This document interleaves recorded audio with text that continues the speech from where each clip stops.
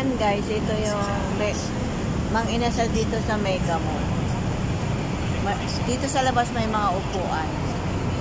Pero guys, mamaya pa sila magbubukas mga 10.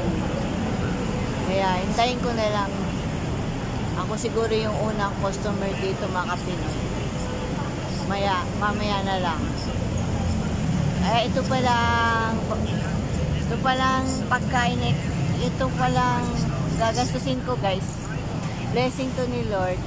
Sponsored sa akin ng aking anak na si Sam at manugang na si JR. Thank you mga anak sa inyo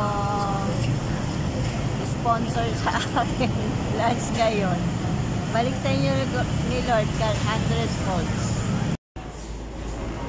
So guys, dito na ako, papasok na ako kasi pila na. Yan mga Pinoy, yung mga choices. Yan.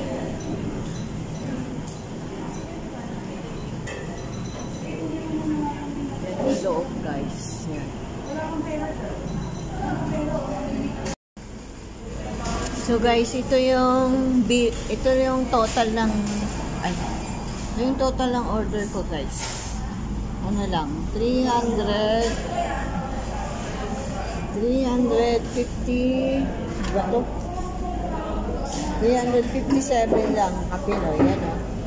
357.30. Laki ng discount ko mga Kapinoy. Less senior citizen discount 2351 sales less double 14. Ang dami kong discount Kapinoy. Yan o. Sales senior citizen 131.67. Tapos 12% discount pa. Basag. Ano ba yan? So mga Kapinoy, ito na yung pagkain ko. Yan, manok, picho, panada, palabo. Yan. Mamaya pa yung halo-halo guys. Kakain na ako. Thank you JR. Thank you sa masarap na lunch ko ngayon.